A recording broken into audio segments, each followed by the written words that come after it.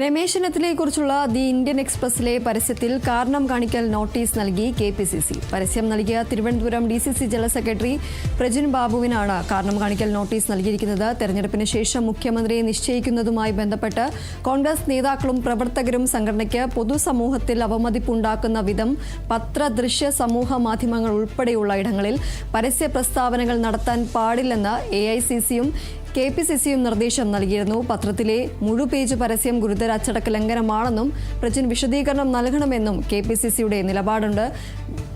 വിശദീകരണം നൽകാത്ത പക്ഷം തുടർ അച്ചടക്ക നടപടി സ്വീകരിക്കുമെന്നും കെപിസിസി അറിയിച്ചിട്ടുണ്ട്. എന്നാൽ പാർട്ടിക്ക് എതിരായി ഒന്നും ചെയ്തിട്ടില്ലെന്നാണ് പ്രജിൻ ബാബുവിന്റെ വിശദീകരണം. കഴിഞ്ഞ ദിവസമാണ് ദ ഇന്ത്യൻ എക്സ്പ്രസിൽ long march of a Congress man എന്ന പേരിൽ മുഴുപേജ് ചെയ്ത ഫീച്ചർ വന്നത്. ചെന്നിത്തലയുടെ വിദ്യാർത്ഥി രാഷ്ട്രീയ കാലം തൊട്ടുള്ള സംഭവങ്ങളും ദേശീയ നേതാക്കൾക്കൊപ്പമുള്ള ചിത്രങ്ങളുമെല്ലാം അടങ്ങുന്നതായിരുന്നു പരസ്യം.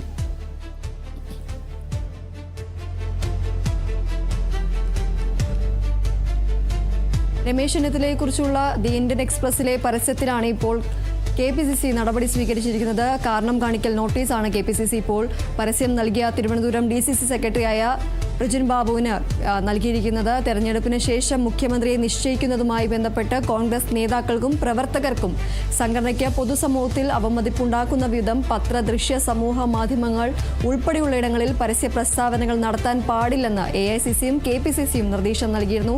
ഇതിന് പിന്നാലെയാണ് ഇപ്പോൾ ഈ ഒരു പത്രത്തിൽ മുഴുപേജ് പരസ്യം നൽകിയത്. ഇത് ഗുരുതരമായ അച്ചടക്ക ലംഘനമാണെന്നും പ്രജിന്റെ വിശദീകരണം നൽകണമെന്നതുമാണ് കെപിസിസിയുടെ നിലപാട്.